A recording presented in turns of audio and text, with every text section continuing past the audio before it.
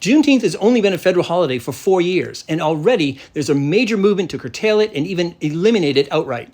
This should not be surprising. After all, it took the United States 156 years after emancipation in 1865 to establish a holiday celebrating the end of slavery.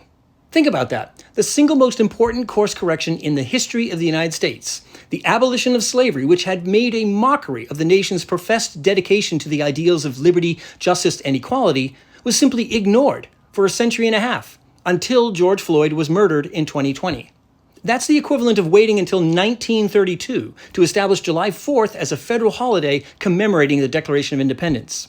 Why did this happen?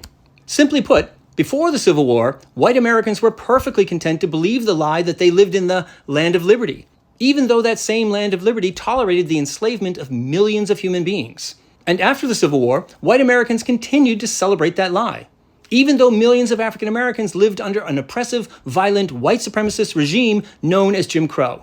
In other words, white Americans were willing to accept and even take pride in the abolition of the institution of slavery. But they were not willing to accept the results of that abolition: black freedom and equality. It took a shocking, grotesque display of white supremacist violence against George Floyd to convince white Americans to accept the creation of Juneteenth as the national holiday. But 4 years later, Juneteenth is in trouble because too many white Americans still won't accept the results of emancipation. The Trump administration's so-called war on DEI has led many communities across the country to curtail or even cancel Juneteenth celebrations. Financial support from corporations for Juneteenth celebrations has been eliminated or significantly reduced.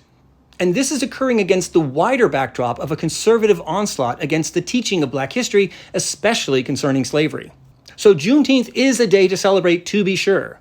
But given the reality of American history and recent events, it's also a date that reminds us how far we have to go to become a nation that truly believes in and guarantees liberty, equality, and justice for all.